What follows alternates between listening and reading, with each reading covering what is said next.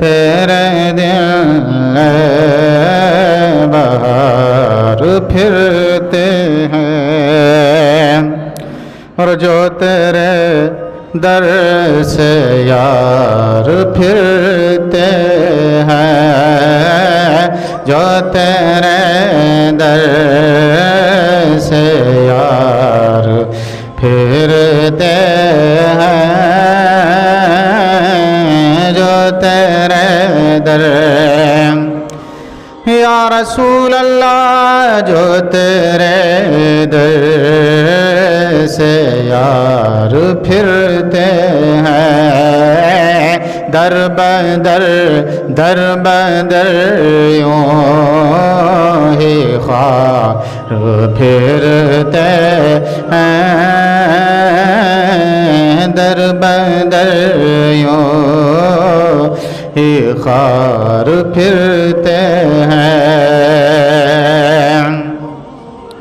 اور اس گلی کا گدا ہوں میں جس میں، اس گلی کا گدا ہوں میں جس میں، اس گلی کا گدا ہوں میں جس میں، مانگتے مانگتے تاجدار پھرتے ہیں، مانگتے تاجدار پھرتے ہیں، اور جان ہے جان کیا نظر آئے، جان ہے جان کیا نظر آئے، جان ہے جان کیا نظر آئے، کیوں عیدو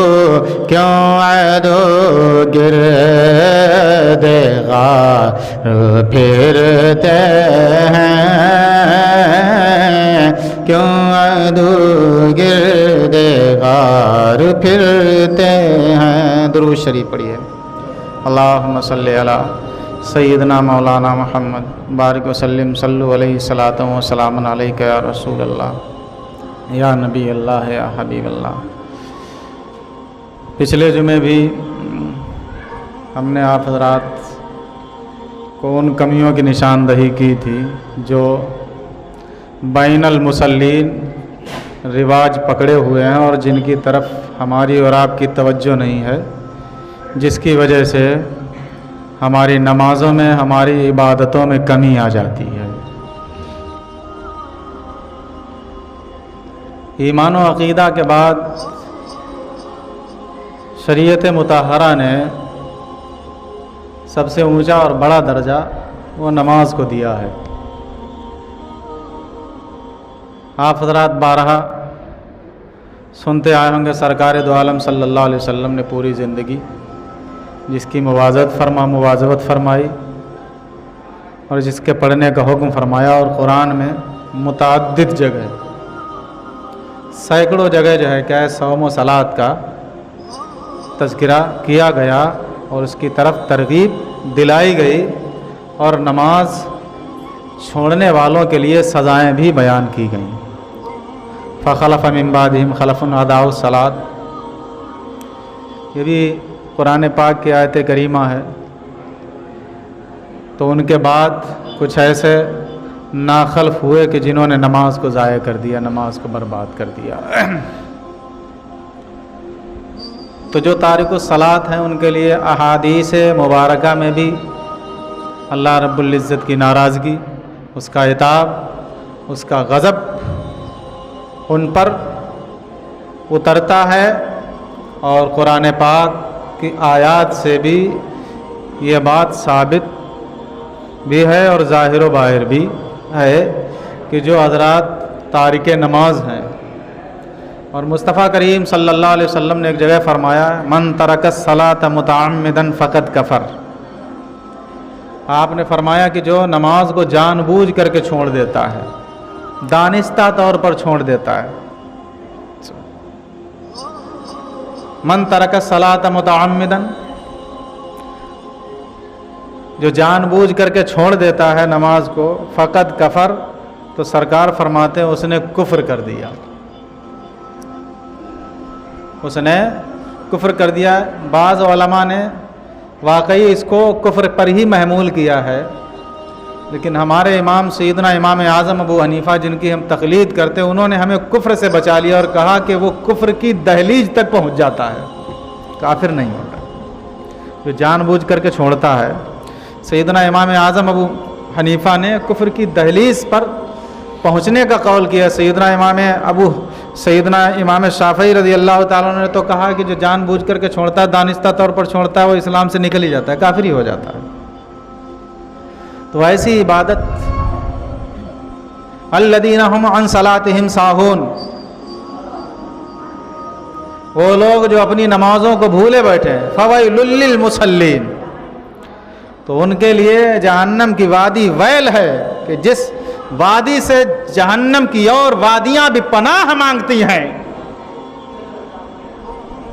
ان نمازیوں کے لیے فویل للمصلین الذین هم عن صلاتهم ساہون، ان نمازیوں کے لیے وہ وادی ہے کہ جو اپنی نمازوں کو بھول بیٹھے ہیں، بھولے بیٹھے ہیں، چھوڑے بیٹھے ہیں، ان کے لیے ہمارے گفتگوؤں میں وقت گزر رہے، یاروں کے پاس، یاروں کی مجلسوں میں وقت گزر جاتے ہیں ہمارے، منادی خانہ خدا سے ندا کرتا رہ جاتا ہے، ماں کر کے مصلی کے پیچھے 5 وقتہ نمازوں میں 4 نمازی کھڑے نظر آتے ہیں، اور ہمارے کانوں سے اذان ٹکراتی ہے، اور ٹکرانے کے بعد پتہ نہیں یہ تو کوئی خود وہی بتائے گا اندر جاتی بھی ہے یا وہیں سے ٹکرا کر کے واپس ہو جاتی۔ عمل سے تو یہی لگتا ہے کہ اندر جاتی ہی نہیں ہے، ہمارے عمل سے یہی لگتا ہے کہ وہ اندر جاتی نہیں، ٹکراتی ہے اور چلی جاتی ہے۔ مساجد کے نام پر اگر جو ہے کیا کچھ سوال کر دیا جائے تب ہماری گردنیں جھک جاتی ہیں، خانہ خدا میں بلانے کا سوال کر دیا جائے تب ہماری گردنیں جھک جاتی ہیں۔ تو متعدد جگہ قرآن میں ان نمازیوں کے لیے کہ جو اپنی نمازوں کو بھولے بیٹھے ہیں، اور قرآن کا ایک ایک حرف حق ہے، اس کی ایک ایک حرکت حق ہے، اس کی ایک ایک آیت حق ہے، جو اس میں کہا گیا ہے، جس کے ہونے کے بارے میں کہا گیا ہو گیا ہے، اور جو ہونے کے بارے میں کہا گیا ہوگا اور ہو رہا ہے قول محمد قول خدا، فرمان نہ بدلا جائے گا، اور بدلے گا زمانہ لاکھ مگر قرآن نہ بدلا جائے گا۔ تو قرآن میں جو کہہ دیا گیا ہے وہ ہو کر کے رہے گا۔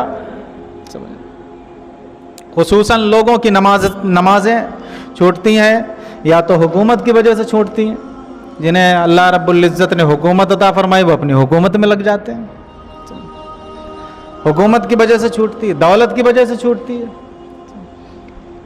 ملازمت کی وجہ سے چھوٹتی ہے، تجارت کی وجہ سے چھوٹتی ہے۔ تجارت تو سبھی لوگ سمجھ ہی رہے ہیں، کاروبار میں لگ گئے، اتنے منہمک ہو گئے کہ پھر جس نے کاروبار دیا، جو رزق دے رہا ہے اسے بھی بھول بیٹھتے ہیں۔ خیال رزق ہے، رزاق کا خیال نہیں، رزق کے پیچھے دوڑ رہے اور جو دے رہا ہے اس کی طرف توجہ ہی نہیں، اس کے حکم کی طرف توجہ نہیں۔ سب کہتے ہیں اللہ تعالیٰ رزق دیتا ہے، ارے اپنے عمل سے بھی تو ثابت کرو کہ وہ دیتا ہے، صرف زبانی کہہ دینا کام آ جائے گا؟ تمہارے ایمان کی تصدیق وَيُصَدِّقُهُ الْعَمَلُ، تمہارے ایمان کی، تمہارے قول کی، تمہارے کہنے کی تصدیق تمہارا عمل کرتا ہو، اور ہمارا عمل ہمارے قول کے بالکل خلاف جاتا ہے، ہمارا عمل قول کے بالکل خلاف چلا جاتا ہے۔ تو حکومت کی وجہ سے سرکار مصطفیٰ کریم صلی اللہ تعالیٰ علیہ وسلم فرماتے ہیں کہ جو لوگ نماز چھوڑ دیتے ہیں، جو نماز کی محافظت نہیں کرتے، جو نماز کی محافظت کرتے ہیں، نماز ان کے لیے نور ہوگی قبر میں، نماز ان کے لیے دلیل ہوگی قبر میں، وَالنَّجَاةً مِّنَ النَّارِ، اور مصطفیٰ فرماتے ہیں اور قیامت کے دن جہنم سے نجات بھی دلوائے گی۔ وَمَن لَّمْ يُحَافِظْ عَلَيْهَا، اور فرماتے ہیں جو نمازوں پر پابندی نہیں کرتا ہے، ان کی مواظبت نہیں کرتا ہے، لَمْ يَكُن لَّهُ نُورٌ وَلَا بُرْهَانٌ، تو نہ تو اس کے لیے نماز نور بنے گی اس کی قبر کا، نہ ہی اس کے لیے دلیل بنے گی اور نہ ہی جہنم سے اسے بچا پائے گی. جس وقت جہنم میں جائے اسے پھر کوئی بچانے والا نہیں ہوگا. اور جو جان بوجھ کر کے دانستہ چھوڑے گا، سرکار فرماتے ہیں ان کا حشر ابی ابن خلف کے ساتھ ہوگا، قارون کے ساتھ ہوگا، فرعون کے ساتھ ہوگا، حامان کے ساتھ ہوگا. تو جو حکومت کی وجہ سے محلے کی صدارت مل جائے یا قصبے کی صدارت مل جائے یا اسٹیٹ اور ملک کی صدارت مل جائے، اس صدارت کی وجہ سے اگر خالق حقیقی کے احکام میں کمیاں پیدا ہو رہی ہیں، سمجھ رہے ہیں، تو ان کا حشر فرعون کے ساتھ ہوگا جو اپنے حکومت کے چکر میں رب کو بھول بیٹھا تھا. جو اپنی بادشاہت اور حکومت کے نشے میں رب کو بھول بیٹھا تھا، وہ تیار رہے فرعون کے ساتھ اپنے حشر کے لیے. اور فرعون ایسا مردود انسان تھا کہ جس کے لاشیں کو سمندر کے جانوروں نے کھانا تک پسند نہیں کیا، اور سمندر نے بھی باہر نکال کر کے پھینک دیا تھا. اور اللہ رب العزت نے فرمایا ہم تیرے بدن کو باقی رکھیں گے لوگوں کے لیے نشانی بنا کر کے، تاکہ لوگ تجھے دیکھتے رہیں اور اس سے نصیحت حاصل کرتے رہیں. تو سمندر کے جانوروں نے تک جسے نہ کھایا ہو، ایسا بدبخت اور کمبخت انسان تھا فرعون، جسے دریا نے بھی باہر پھینک دیا اور دریا میں ڈبو دیا گیا. تو جو اپنی حکومت کی وجہ سے، اپنی سیاست کی وجہ سے، جب الیکشن کا دور آتا ہے بڑے بڑے جو ہے کیا لٹیا چور جو ہے کیا سیاست میں دوڑ پڑتے ہیں، سمجھ رہے ہیں، اور بہت بڑے بڑے نیتا بنے گھومتے ہیں اس کی سپورٹ میں کہ اس کی سپورٹ میں. اس وقت وہ سب بھول جاتے ہیں کہ کون سا وقت چل رہا ہے، کیا وقت چل رہا ہے، اور جا کر کے ان احکام کو ضائع کر دیتے ہیں کہ جن کو اللہ رب العزت نے ہم پر آپ پر فرض کیا ہے، ضائع کرتے نظر آتے ہیں. تو ان کا حشر ان کے ساتھ ہوگا، فرعون کے ساتھ ہوگا جو حکومت کی وجہ سے، اپنی سیاست کی وجہ سے احکام شرع کو بھول بیٹھتے ہیں.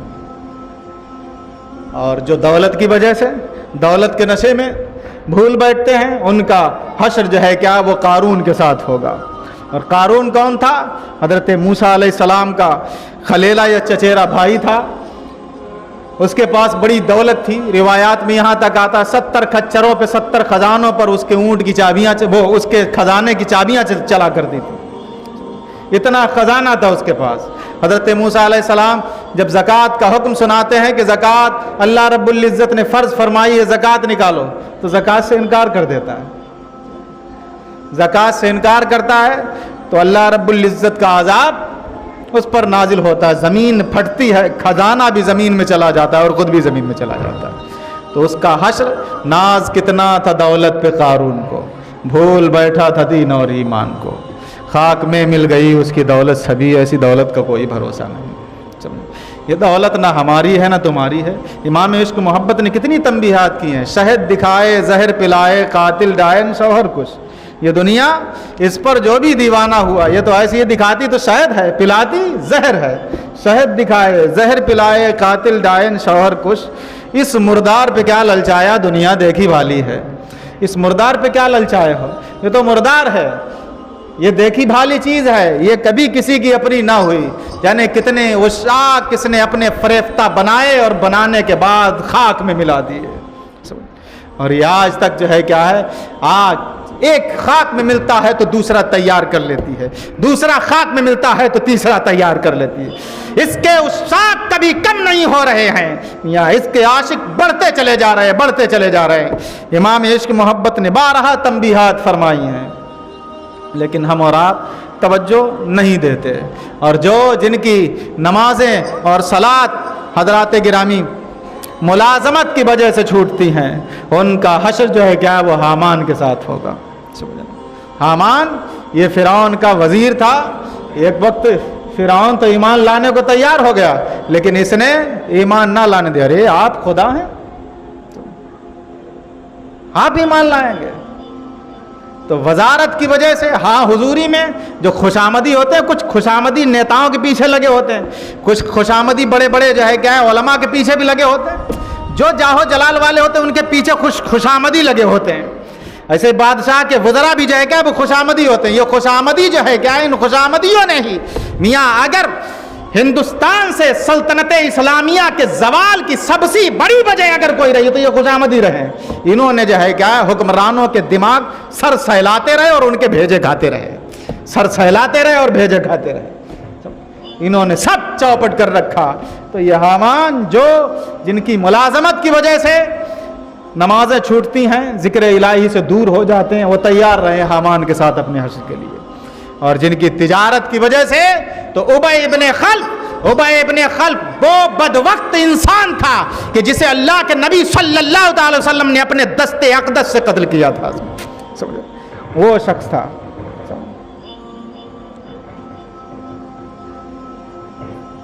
اللہ کے نبی صلی اللہ تعالی علیہ وسلم نے اپنے دست اقدس سے, اور کچھ نہیں, بس جو ہے کیا تلوار کی تھوڑی سی خراش لگی تھی اور ایسا تڑپ کے مرا ہے.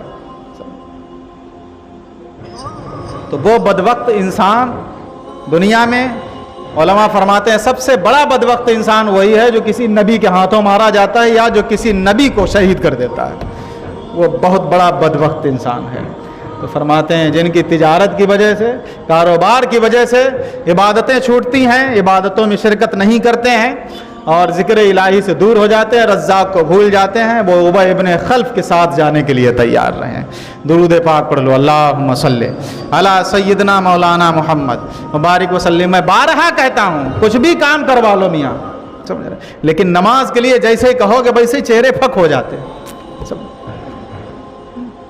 اللہ کے نام پر کوئی طلب کر دیا جائے, ابھی ہماری پارٹیاں ہوں, دوستوں کی پارٹی ہو تو نہ پتہ 100 خرچ ہوں گے, نہ پتہ 500 خرچ ہوں گے, نہ پتہ 2000 خرچ ہوں گے, اور کسی اسٹینڈرڈ UP 25 UP 22 پہ اگر پہنچ گئے تو پتہ نہیں 5000 خرچ ہوں گے. پھر تو وہاں شان دکھانا ہی دکھانا ہے میاں. ارے اب دکھاؤ شان, یا خانے خدا میں آ کر کے شان دکھاؤ نا میاں, کتنی شان دکھاتے ہو, تب پتہ چلے شان کتنی لمبی ہے کتنی اونچی ہے. دکھاؤ شان.